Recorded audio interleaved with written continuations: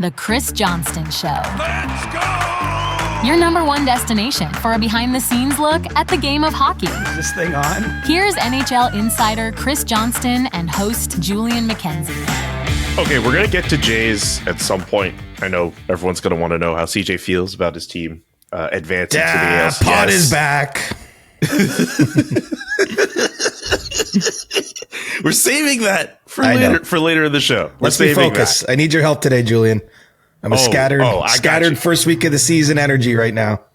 Okay, well, let's start with the biggest news story that's popped up in the first week of the NHL season. Connor McDavid staying in Edmonton. We know you've said it, that it's likely that he would sign a short-term extension, but 2 years and the AAV at 12.5, he didn't even give himself a raise. Can we break down how we got here to this point where Connor McDavid said, I'm staying for 2 years, you don't have to give me any extra money, and the window that the Oilers now have? Yeah, I mean, it's a pretty special development, I think, for Edmonton. And you know, obviously it does set the clock a little bit on the front office, you know, because it's not the long-term security maybe they would have preferred, you know, to secure with Connor McDavid. But, you know, I think that urgency was going to be there anyway. That would be my response. And just because he signed a 2-year deal doesn't mean he's walking out of town. I think it's clear, though, that he's made, you know, some sacrifice here. And obviously we're talking, everything's in relative terms. We're talking about a highly compensated athlete already. So I don't want it to veer too far and have anyone misunderstand me, but he conservatively, like, even on a short-term deal, could have taken $15 million. So even if you work off that premise, you know, he's lost $5 million in potential earnings, you know, money that he's not necessarily ever really going to get back. I realize his next contract's likely to be richer, but, you know, the way things go, he's done something significant that you don't see certainly an athlete in his prime do too often. And I think what's really kind of unique about it is he did it himself. You know, the Oilers found out about this on Monday morning, when I almost said Austin, when Connor's agent, Judd Moldaver, who's also Austin's agent, you know, phoned the Oilers and told them, here's what the deal's going to be. And so, you know, even the Oilers were pretty surprised by that. And the thinking went behind the scenes essentially as, you know, Connor and the people he trusts work through what this was going to look like. They didn't feel he was in a position really to take anything more than $15 million while giving Edmonton, you know, the flexibility the front office is going to need to build the team around him. I think he thought for a time, maybe it makes sense to do $14 million, though. That gives him a little more flexibility. Obviously, that's the same number Leon Draisaitl's at. But ultimately, you know, Draisaitl did give them 8 years to get that contract. And as we'll talk about, I'm sure, with some of these other contracts that have been signed, it's been a busy week or two in that regard. Generally speaking, when you give the longer term deal, that's how you get the higher AAV. And so ultimately, you know, he lands on 12.5, the same number that he signed back in July 2017. There's inflation everywhere else in our life. If you go to the grocery store or have any expenses, but there's no inflation on the best hockey player in the world because, you know, he's going to earn the same amount of money for 10 straight NHL seasons, at least on an average basis. And, you know, I do think that gives Stan Bowman, really doesn't affect anything short term. I mean, in the short term, we've seen them sign Jake Wallman. Obviously, they extended Matthias Ekholm late Wednesday night or early Thursday morning. They signed Jack Velosovic. Those are moves, you know, that do have some longer term potential ramifications. But, you know, the cap space benefit that they gain really starts next season in 2026-27, when McDavid might have been making 14 million or 15 and instead will be at 12.5. So, you know, it does put the pressure to some degree in that front office. But as I say, I mean, this team's been to the Cup final 2 years in a row. There was sort of pressure, urgency, all those things already ticking there because they've been so close. They've got an older roster, and I think they understand they need to make moves to try to get over the hump and get the job done. I know we could never be fully in Stan Bowman or Jeff Jackson's heads, but I have to imagine if you're the Oilers front office, after getting that phone call from Connor McDavid saying, all right, this is what I'm going to do. Relief must wash over you wholeheartedly, considering you didn't know exactly which direction Connor McDavid was going. Yeah, relief, excitement, LFG, fist pumps, probably. I mean, look at my sense is they felt pretty confident that this was going to work out in their favor in the sense of McDavid staying, even though, of course they didn't know for sure until Monday morning. But I think that they did maintain a level of, believing that they could offer Connor, the opportunity to do all the things that he says he wants to do. But there's that. And then there's, getting that call, getting it done. I mean, and I know the Oilers lost their opening games, but I still think this really starts the season in the kind of way you want to start the season if you're Edmonton. And I don't just mean one game. I just mean setting the tone for what this is. And ultimately, these guys just lived through 6 or 8 weeks where this was the biggest story in hockey. And one thing that Connor said repeatedly, and then people like you and I repeated repeatedly, and it became its own thing, is this organization might not be built to win over the long term, right? Well, it's nice after hearing that, if you're in the shoes of the people who are in charge of, making the personnel decisions, to then see the player kind of match his actions in terms of trying to help them along there. And I'm sure it won't stop at this point. You can be sure that, and I think this has probably already happened, but that Connor McDavid will be active in trying to attract other players to Edmonton to make anyone comfortable when it comes to making free agent decisions down the road, or if there's a trade in the offerings, whatever it may be. This guy is unquestionably, he's all in with his hockey skill, but he's also all in with his actions and trying to get the Oilers to the top of the mountain. And I think he sees that as almost something like he carries that around like a weight, like he owes people that, which must be heavy at times, quite honestly. Because I don't think we look at the fact the Oilers haven't won a Stanley Cup and say, wow, it's because Connor McDavid wasn't good enough. I mean, that would be absurd. I mean, even just take his playoff performances. He's led the playoffs in scoring 3 of the last 4 years. He's delivered on his immense talent and then some. And then even in the biggest moments, he's been productive. That the team's just fallen a little short. And so, yeah, this is that must have been a pretty nice day in the front offices. And then obviously the work hasn't stopped because they have signed those other contracts subsequently that I mentioned. And, I think that they're going to still need to find a way to make some improvements in season. And you wonder about the goaltending, if that will be something that's addressed. Obviously they did bring in Connor Ingram too. He's down with their American Hockey League team to start the year, but, if having 97 in place does that, you got a nice puzzle to build the pieces around if you've got that part already connected here for another couple seasons. And I don't think it's a debate. I know it's been written about at The Athletic. The Oilers also have the most cost-effective, team-friendly contract, essentially, for a superstar in pro sports. Like, I still can't get over the fact like him signing short term. I get it. Like that was a possibility. Just the idea that your AAV doesn't budge. And don't get me wrong. Like $12.5 million is a lot of money for anybody as an AAV. I don't remember specifics on how much he'll get as a signing bonus and what have you. But like, I'm pretty sure Cooper Flagg for like the Dallas Mavericks and the recent number 1 overall pick is like his money is pretty similar to what Connor McDavid is making, and he hasn't played an NBA game yet. We can go all in on how much money NHL players make compared to players from other sports.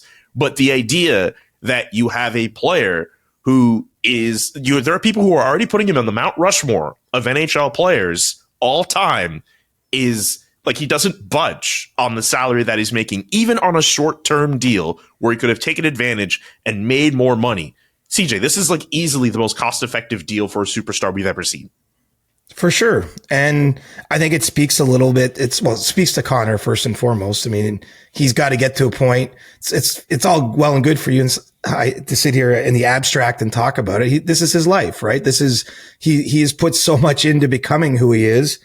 I have no problem if he wants to be, fairly or highly compensated for him. I mean, the truth is in a hard cap, salary cap league, which the NHL is, it's hard for players to get their true value, the absolute best players, because, Connor McDavid's true value to Edmonton is, I wouldn't even know how to place it, but it's twice that. It would be well above the 20%, which is the rule in the league. Like the most he could have signed right now is for $19.1 million per season. Well, I think we can agree his true fair value, what he represents to that team, to that organization. You go to that rink, it's a big rink. It's a beautiful rink they have in Edmonton, and you see every single person in the jerseys. You learn what their playoff ticket prices were, and they've obviously come off 2 long springs. Like, that organization has become a cash cow. And I'm not saying it's just McDavid. Obviously, do not want to disrespect Leon Draisaitl and the other players that are part of the success. But McDavid, you don't get there you're not even in the conversation until you get 97. No one could have faulted him if he chose to basically go and ask for 19.1 million. The most that's out there. I think that his resume says he should be getting paid basically whatever the limit is.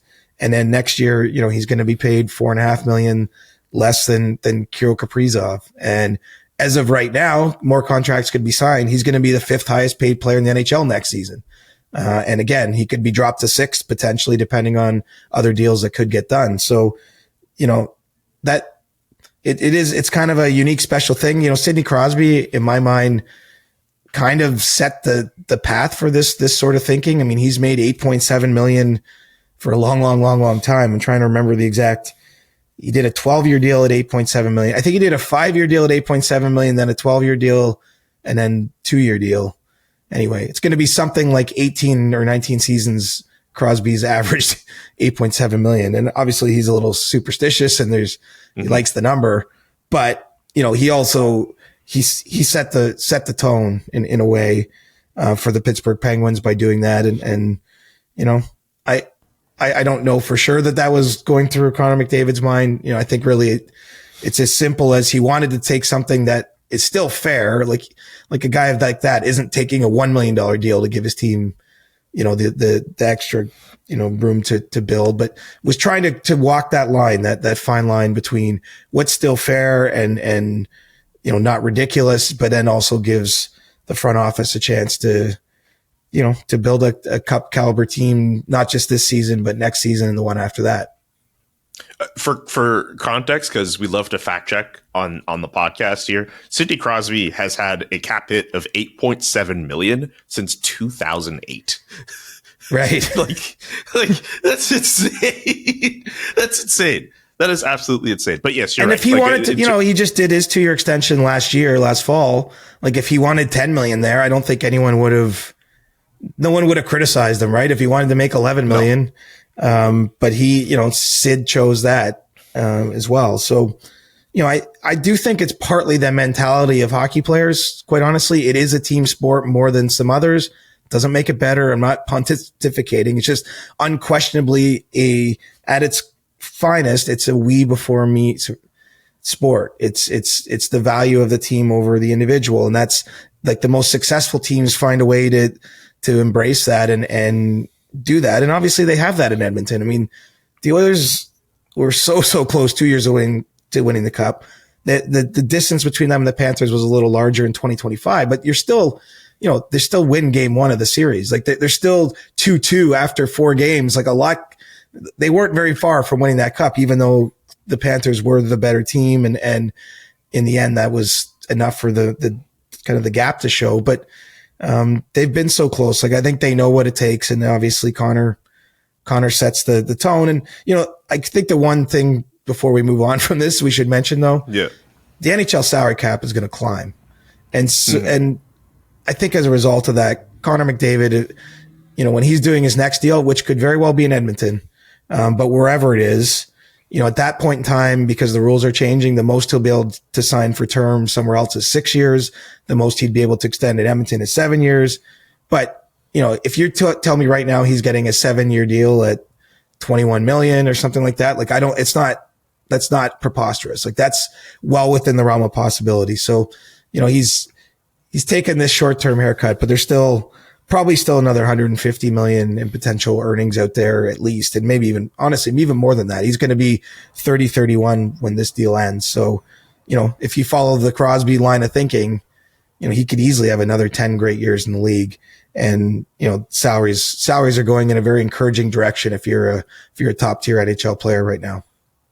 Moving away from Connor's contract, what did you think of what the Oilers did in terms of signing Jake Wallman to a 7x7? Jack Roslovic finally ends up in Edmonton. That was announced late last night on Wednesday. Matthias Ekholm signing an extension as well. It's a bit difficult to kind of predict what they could do in the next few years under Connor McDavid's contract, but at least for right now, with some of the moves they made, what are some of your general thoughts on what they were able to do? Well, it's beneficial for them to have some security locked in. I mean, one of the challenges when we were looking at the Oilers, and I think when McDavid looked at them, is they had a lot of pending UFAs. And, it wasn't clear what would happen with someone like Jake Wallman. Matthias Ekholm's a unique case. He's been such a great fit since the trade from Nashville a few years ago. I know even in speaking with him, like him and his family absolutely love it there. It reminds them of where they're from in Sweden. They like, they got kids in hockey locally.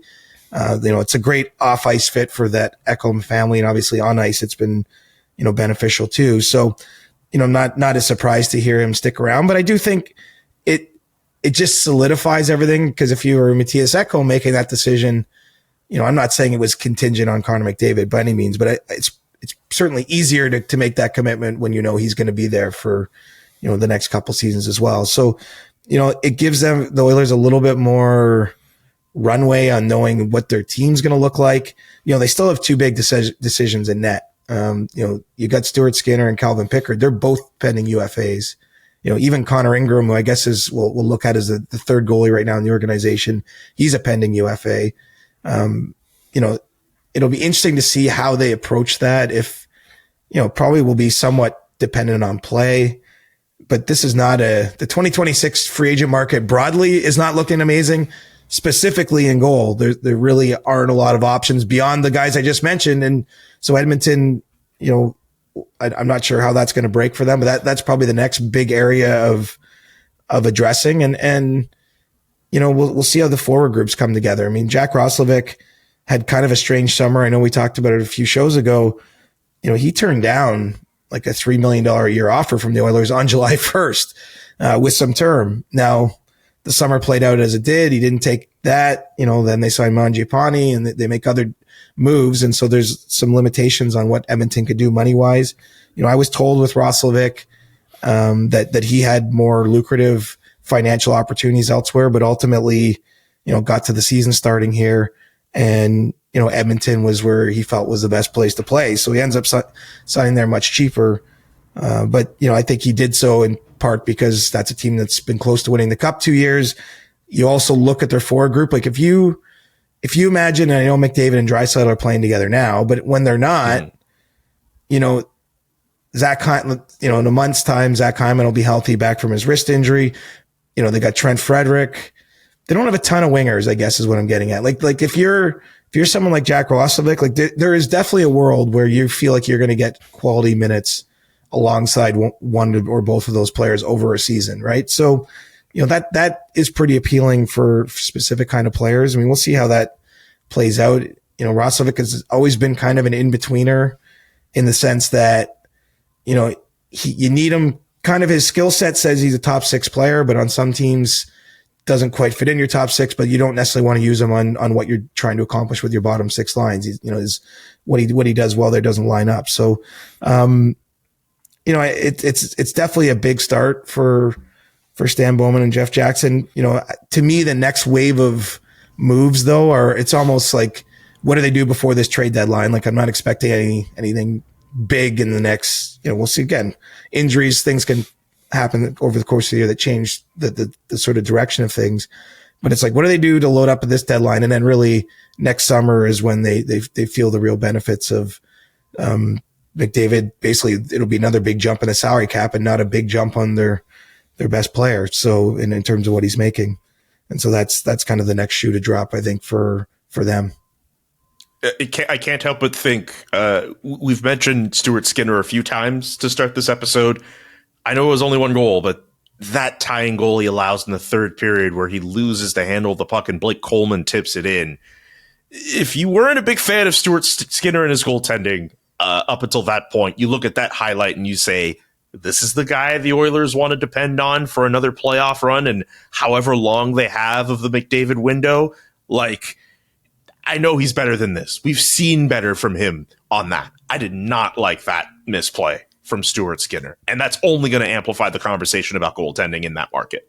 For sure. I mean, I think if they could have solidified it in some way, the problem is there's how many goalies can you say 100% are going to like give you ultimate confidence? Like there definitely are those guys around the league, but I feel like the number is probably less than 10 goalies that I'm just saying, like, you're going to start them a ton. You can pretty much count on them being, in their bad year, at least at kind of the average league save percentage but most of the time well above it. It's a short list. And obviously those players don't change teams very often. Like those are the guys that are all signing these big money deals and signing for a term. So I'm by no means am I absolving the Oilers' decision making in net, but I am also realistic. Like who switched teams as a goalie this summer?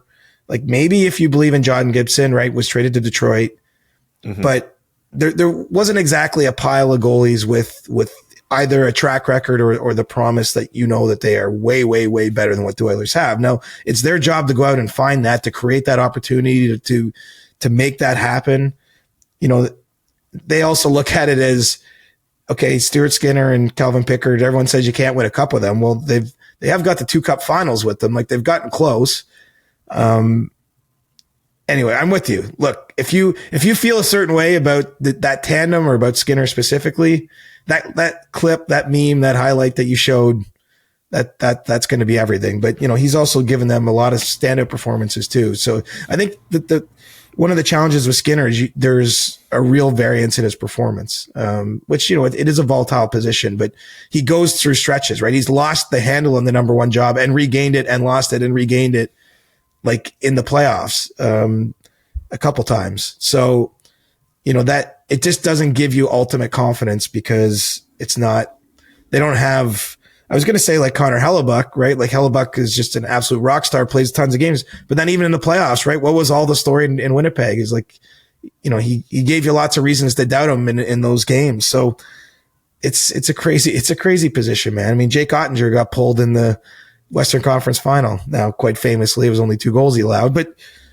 some of the best goalies in the league still, stuff happens a little bit. And I do think the Oilers though they have to make some decisions there.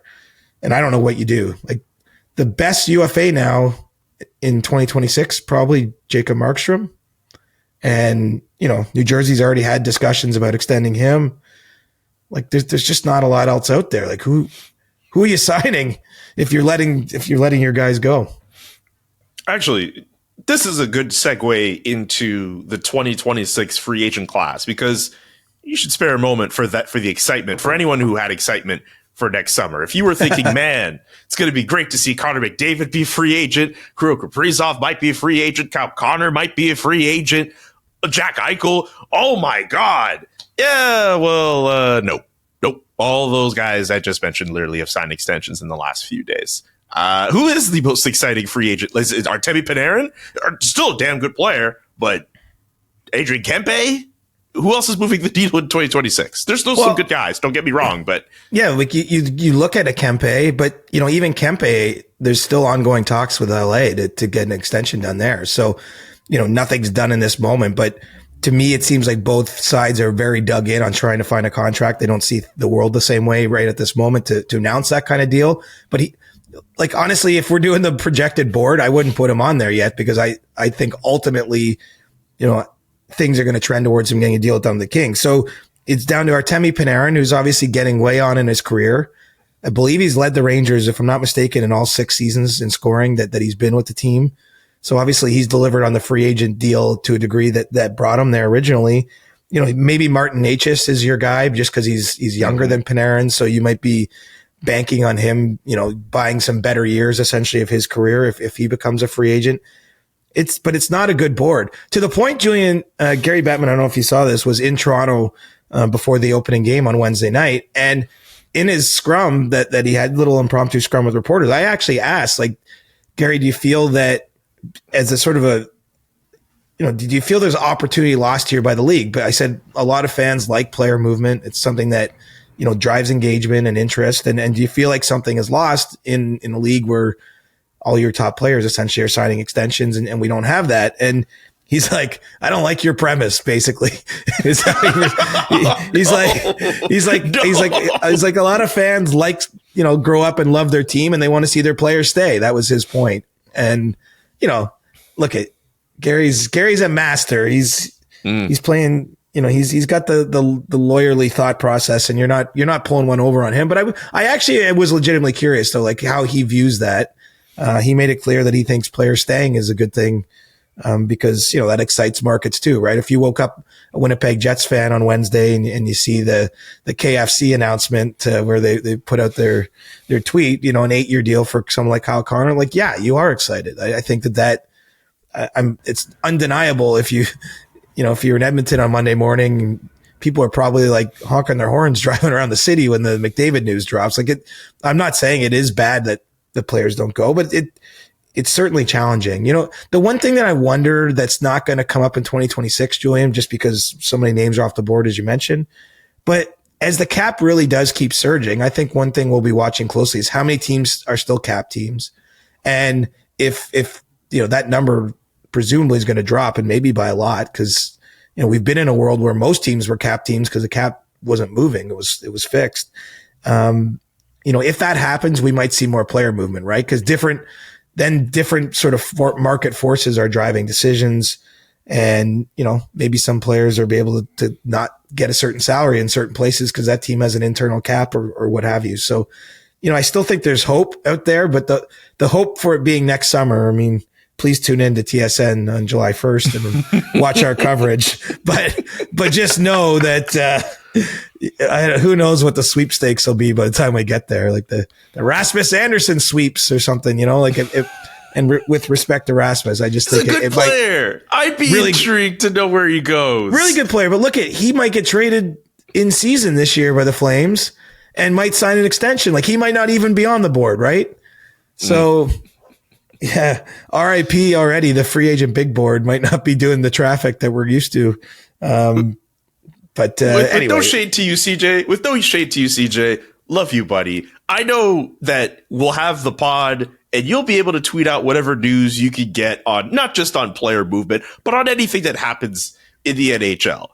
The person I feel bad the most for on a day like Trade Center or on a day like Free Agent Frenzy is James Duffy. Because all he is a traffic cop. All his job is just to kind of direct things and find a way to make something out of nothing. Because dude's going to sit there for 8 hours. And you guys are going to have to come up with like llama skits in the parking lot again, or you're going to have to do that band skit you did a couple years ago. If the free agent class is going to be as dry as it is, you're going to find news. You're going to get paid. James Duffy will get paid too, but he's going to find a way to be fair. James is the best, the absolute best. He's amazing. He's a great teammate to work with. I love the guy, but he to be fair to him, he gets paid to do that, right? He gets paid to make those days fun, even if the news isn't always at the level that everyone would prefer. I mean, look, you're not going to get fireworks every year, but there's been some big trades in the NHL the last few seasons. Like I also think, you know, I don't want to, you know, the whole Rannon stuff last year was fascinating. Like we hadn't seen any of that, right? And there was a lot of like, what's going on here? And obviously, you know, he didn't immediately sign with the Hurricanes, but then you're like, would they actually trade him again? And obviously as we got closer to the day, they did. But that was a compelling set of moves. And, you know, and then you get in the playoffs and that guy scores a hat trick in a game 7 to have his team come back and win. I mean, that's against his original team. Like that's a compelling set of things going on. So, I guess what I'm saying is, don't worry. Let's not fret too much. Something will come along here that spices us up, but the free agent class is not good. And if you're a team, if you're kind of a mid team, like that makes it tough because usually the mid teams are looking for one or two impact, like that you're kind of after one impact player. Not even a mid team, but just like even good teams, right? Like the Montreal Canadiens, there's no mystery. Don't have as strong a second line as a true, contender would like.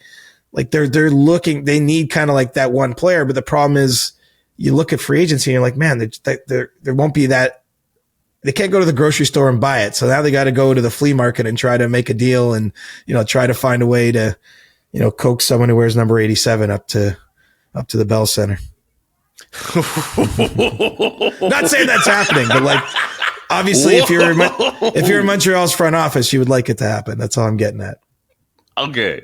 Already, I was going to bring up the Canadiens and the fireworks that are starting over a particular player. Just before we get there, did you want to add any extra insight to the Kyle Connor extension or Jack Eichel or anything else before I move on to the Canadiens? Because we kind of touched on them, but we didn't really delve in on any other insight you might have. I think with the Jack Eichel, like a dynamic that was at play there, Mitch Marner signed a contract in Vegas this summer that came with a $12 million price tag. I think early on the sides recognized that Eichel was going to come in above that. He's played for the team, was part of their cup win there, plays center.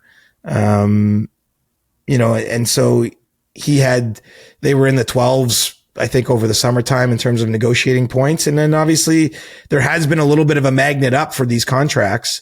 I'm not saying that the Kaprizov contract, I don't think it had a huge impact here, but if anything, all that does is it just reinforces Jack Eichel does deserve to probably get above 13 million. And, for a time, I think that's where Vegas was stuck at 13 and he was digging in, asking for more. And ultimately you find compromise to get the deal done before the season starts at 13.5 million.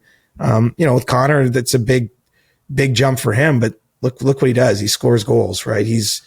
If you compare him around the league, I mean, he's in a special class of players. And I think this starts to reinforce, like, guys like him used to be sort of paid 9 to 11 million.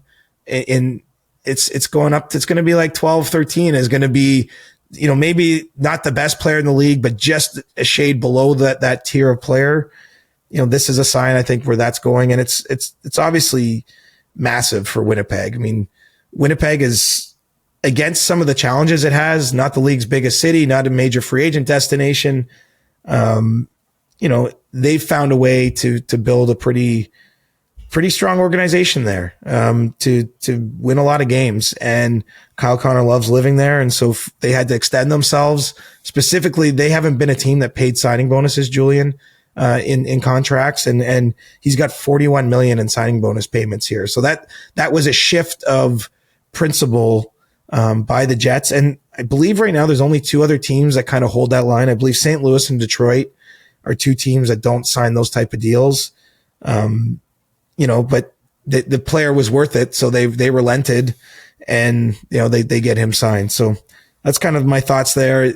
No real surprises for me in the deals and the numbers and the fact they stayed. I always felt all of these situations were going to, once the market started sorting itself out, I felt like that's where this was always going to get to. But I think big days for those teams, and it's nice to have that business done in all cases, before actually puck drop on the season. I think there's benefit to that. Okay, let's talk about a guy who hasn't signed an extension yet. And this story I'm a bit surprised, honestly, that we're at this point. Lane Hutson, the fact that they're both sides, the Canadiens and Lane Hutson's camp, there has to be like a cool down period now between those two sides. How did we get to this point with negotiations? Why has it been so weird?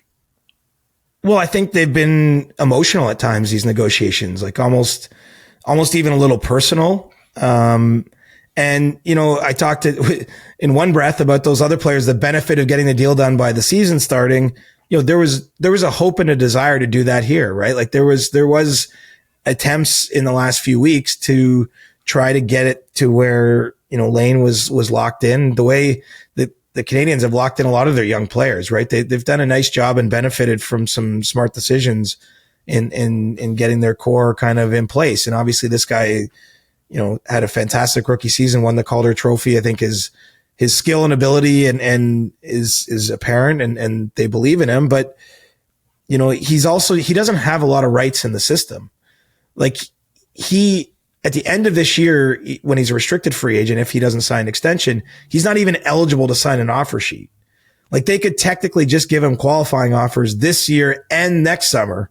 So, he's not a pure UFA. There's a difference there. And some of the big contracts that sign, like Noah Dobson, you can point to, he's got $9.5 million on his 8-year deal in that sign and trade with the Islanders coming to Montreal. Well, Noah Dobson was going to be a UFA in a year, right? So, the Canadians at that price were buying the most expensive years of a player's career. I mean, Lane Hutson isn't there yet. And, I think that they're really focused on the Montreal side of this negotiation on trying to keep kind of their team structure in place. They certainly were willing to pay Lane more than, say, like a guy, what Nick Suzuki gets paid. But, they're not taking him to 10 million, at least not at this point. I mean, who knows how this goes from here? I think if you're on the Canadian side of it too, they don't need to sign him now. Like it would be nice, but because he can't even go sign an offer sheet next summer, I mean, there's tons of time to get this done. I think they would have done a Luke Hughes-esque deal. Not necessarily exactly that, but something, Luke Hughes got a $9 million AAV on an 8-year, or was it 7-year? Anyway, I forget the term off the top of my head. Anyway, but they would have, they would have got him in that range, right? If that was, the comparable that Lane's camp wanted. But let's face it, it's not a secret that he's got a dad that's involved in this negotiation. And he's, I can only imagine his father's looking out what's best for his kid, what he thinks is best for his kid. But it's made it a tough negotiation. The other weird part of this, and this is really just hockey being a small town. I mean, Judd Moldaver, who's Connor McDavid's agent, worked for years with Jeff Jackson, who's now the Oilers CEO, but was Connor McDavid's agent. Like there's a lot of interpersonal dynamics are a part of hockey. But in this case, Kent Hughes is a former player agent for Cortex, the agency that now represents Lane Hutson. So obviously the people he's dealing with across the table, he's known as colleagues. And so I think that that's just an extra dynamic. I'm not saying that that's holding up the talks, but I think it adds a different kind of flavor when you're having those discussions. So, a cool down period probably makes some sense. I do think that there are going to be attempts though to maybe revisit this and find a way to get it going again. But, it's been emotional. It's been difficult, to get to a spot that both sides are comfortable with. I think it's been more difficult than most negotiations that I've, caught wind of over the years. It's just, it's been a real challenge. And, the reasons for that can be many, but, he's going to be a special player, but if he wants to sign now, I think he has to give a little bit too, right? I mean, that's just the truth. He doesn't have to sign now though. Like the league will give him many years here where he's under team control. It doesn't mean he's leaving. It just, maybe it takes a bridge contract after this year and eventually you get to that big number. It would be great if they could do it now, but they're having trouble seeing eye to eye on what that number needs to be. Man, I'm curious where that number could even go considering potential comparables, right? You bring up Luke Hughes at 7 years and $63 million. Jackson Lacombe literally just signed. He's going to have a cap hit of $9 million on his next 8-year deal. Like, I wonder where. But even Jackson Lacombe, that's the thing. Like, he's 24, right? So the Ducks were buying UFA years. Like, if Lane Hutson signed an extension now, the first 5 seasons of that contract would be RFA years. So those, and this is the same for any player, those are valued at a lower number than if you're buying his UFA years. It's always the case. And that's accepted. Like that isn't something to be arguing about. Like that's the truth. And so the other part of this is like, I think Lane Hutson's camp has, from what I've heard, wants like a 6-year deal on this extension. And I think the Canadians like, wait a minute. Well, if we're taking them up into the stratosphere, into like the high ends of what these guys get paid, we want an 8-year deal. And maybe there's a compromise somewhere in there, which is sort of obvious if they end up splitting the difference at some point, but they're not there right now. Like they haven't made that sort of breakthrough where both sides, okay, I'll give you I'll come one step in your direction.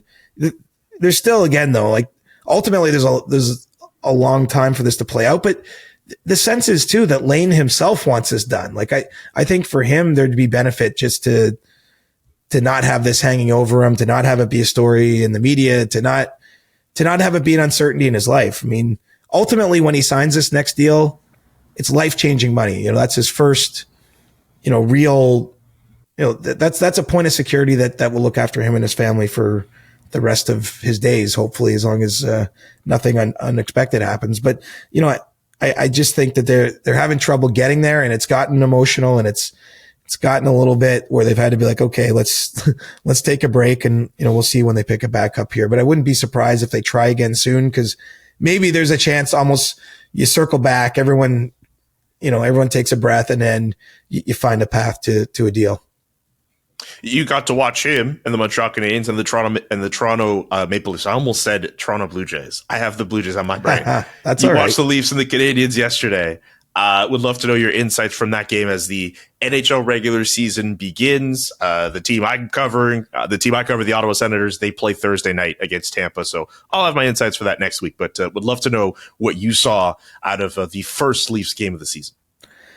It was a funny atmosphere in the building just because the Blue Jays were playing such a big game. And, you know, weirdly, the Blue Jays almost got the crowd going. They were showing score updates throughout the night. And, you know, it was a night where the Jays led throughout the entire game. And so whenever it was getting updated, it was the Jays adding runs or getting deeper into the game and not losing their lead. And so that was like kind of getting the crowd going. And especially in the third period is when the Jays made it 4-1. You know, it had been 2-1 for a long time in that game. So it was a very tight game. Goes to 4-1 and people really like a real buzz. And then at that point, the Leafs just happened to be coming on in that game and end up taking the lead and winning. And it was a funny night. It's hard to explain but it was like the crowd was watching and reacting to two games at once, which was just unique. Look, it doesn't happen every year, that the teams are playing at the same time. In terms of what we saw on the ice, probably no one wants to hear this that's a Leafs fan, but, you know, the Leafs struggled with their puck play, you know, especially in the first two periods, a lot of turnovers in the neutral zone. Do you know who was good at that? The guy that's now playing in Vegas, was pretty good at gaining the zone. This isn't a hot take. It's just the truth. Like, it was a reminder also of what they've lost, right? You know, even on their power play, which, you know, the couple opportunities they have early in the game, especially they had a power play that was brutal. They gave up a shorthanded goal, but they didn't get any established attack in the offensive zone. I mean, who used to carry the puck into the O zone on the power play? You know, it was quite often Mitch Marner, and certainly he was the one kind of the power play ran through him once they did gain the zone. So, you know, I don't ever want to make too many judgments off of one game, good or bad for any team. You know, but it was a pretty tightly played game. I think the Canadiens probably left the building feeling pretty good about their process. Like, I thought they played well in the game, but ultimately it's a wins league, and the Leafs found a way to pull out a win. You know, Morgan Riley stood out to me. I don't pick the 3 stars, but he would have been my first star of the night. And that's an encouraging sign if you're looking for signs of the Leafs, because obviously, you know, if he can get back to something like his best form, then, you know, I think it does potentially change what the Leafs can be. We didn't see him be nearly as assertive offensively. I didn't feel throughout last season. And, you know, he's talked, he did a great interview with Josh Cloak, our colleague at the Athletic, talking about how he kind of he had sort of like a come to Jesus type moment in the summer. He had to be really honest with himself about areas he was falling short or, you know, areas he'd let slip. And, you know, you hear all these good things at the start of camp, but then you start the season and he has a night like that. I mean, that's a nice sign for the Leafs. You know, Oliver Kapanen gets his first career goal in the NHL for the Habs. You know, I thought Demidov had some moments in the game for them, and yeah, I mean, off we go. It was great to be back. I mean, it's so cool. I'm very fortunate to do what I do and what we do, and to see so many colleagues, and, like, you know, sort of first day of school vibes, and yep. You don't know what's to come in this school year for us. I don't know what lies ahead, but it's exciting that we get to watch it unfold.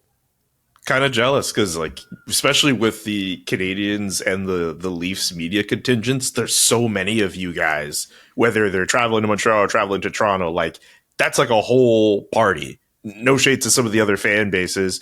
I mean, you could probably put some of the Alberta teams out of it too, in New York as well, and some of the other bigger markets. But like, yeah, it's always cool, no matter what team you cover, when you're going into Montreal and Toronto and you see how many people are covering that team and the personalities that are there. So like, to see both of them in the same room, I was getting some updates from some homies in the room. Like, I had a little bit of FOMO knowing that you guys were all hanging around.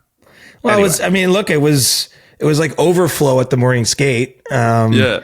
And then, I had lunch with Arpin Basu and Eric Engels, two of my colleagues from Montreal.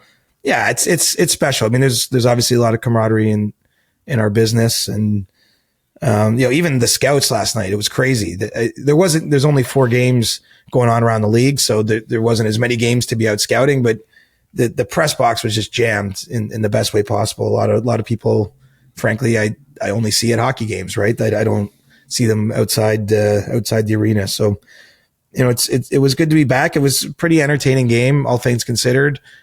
Admittedly, my attention was a little divided too. I mean, I said the crowd was reacting to 2 games. I had the Jays on my phone in the press box. I was watching the hockey too, but you kind of felt caught between 2 things just with everything going on. It was a special night. Absolutely. We're not going to do stick taps or stick taps, at least this week. We could just do a shared one. The Jays did it. They win the ALDS. They're going to the ALCS. The Yankees lose. Dude, what was it like staying for the end of obviously the Leafs game ends. Some fans stay at Scotiabank Arena to watch the game, and then they celebrate the Jays defeating the Yankees in their ALDS series. What was it like being in the arena for that? Surreal. It was awesome. It wasn't, I don't know how to ballpark how many people it was, 1,000, 2,000. Like, it wasn't, the arena was nowhere near full. I mean, the game didn't end. The ALDS game didn't end until 45 minutes or so after the hockey game had ended. So obviously people got to get home and, go to work today. But the people that stayed were loud. They were into it. Let's go Blue Jay chants. Obviously a lot of excitement in the city. There's an element of this is beating the Yankees too, right? Like there's one element of just getting to the ALCS, which any hardcore Jays fan will know is, it doesn't come around necessarily every year. So that makes it special. But to beat the Yankees, to beat them in the fashion they did, I mean, if you look across the 4 games, obviously they blew the lead in game 3 and lost that night. But, the Jays kicked their butts. Like, if you look at offensively, the total runs scored in the series, the top players, I mean, Vladdy outperformed Judge, and Judge actually had a good series. There's not a lot of criticism you give to him when they actually pitched to him. He had an impact, and he drove in, I think, six runs or so in the series. But, the Jays won thoroughly, and that was satisfying. I'm a irrational fan, as anyone who heard our last show will know. But like, I thought this bullpen game was going to be a disaster, and it shows you why I'm in a press box at a hockey game earning my living and not being in John Schneider's shoes, because it was pretty masterful for them. And I think what's most exciting, quite honestly, is you look ahead. Like, the Jays are now set up to have a proper start to the ALCS with the pitching. I would assume they'll go Gossman game 1, and then you got Savage, and you can even try Bieber again. You got some rest days here. You're going to start at home. Seattle and Detroit play Friday night in Seattle, and then whoever wins has to fly to Toronto and start Sunday. So, this is setting up like the Jays could be reaching the World Series, but you got to take care of your business, and they took care of the Yankees, buddy. That was pretty cool. When I woke up this morning and I checked Instagram, every second Instagram story was Vladimir Guerrero Jr. in the clubhouse on the interview with Fox, which I actually saw in real time in my hotel room last night. Huh. Him saying, "The Yankees lose," to Big Papi Ortiz, Alex Rodriguez, and Derek Jeter. Do you know how much of a flex that is to be like, the Yankees lose, and you're saying that to 2 of the best Yankees we have ever seen You could debate Rodriguez's legacy, but Derek Jeter's legacy is undisputed. But like, that is such a crazy flex. That's one of the biggest mic drops I've ever seen. Holy crap. Well, Guerrero backs it up, right? I think he has either the highest or pretty close to the highest, average for visiting players at Yankee Stadium. So, he has made a career out of, munching on the Yankees and he's also given quotes like, I would never play for the Yankees and stuff like that. Like, so he's leaned into that and he look, the guy had a monster series. Quite honestly, he had kind of at times meh year. Like, he's giving me Brad Marchand vibes from last year's playoffs, for example, where no one doubted that Guerrero isn't a good to great player, but he didn't have a great season. But all that can get erased with a performance like this in the fall. I think that's a little bit what I saw from Brad Marchand last year, right? It was a tough year. He had injuries to start and, he gets traded and things weren't going his way. And then all of a sudden in the playoffs, he finds another level with the Panthers and finished second in Conn Smythe Trophy voting and kind of just ran the show for games in that Stanley Cup final, right? Scored some massive goals for Florida. And, that's sort of what this feels like. So there's a lesson in there. If you're we're just starting the regular season in hockey and it's going to go some players' way and others not. But as long as you get to the playoffs, you can rewrite the script and it's the only one that matters. And let's hope Vladdy keeps doing it.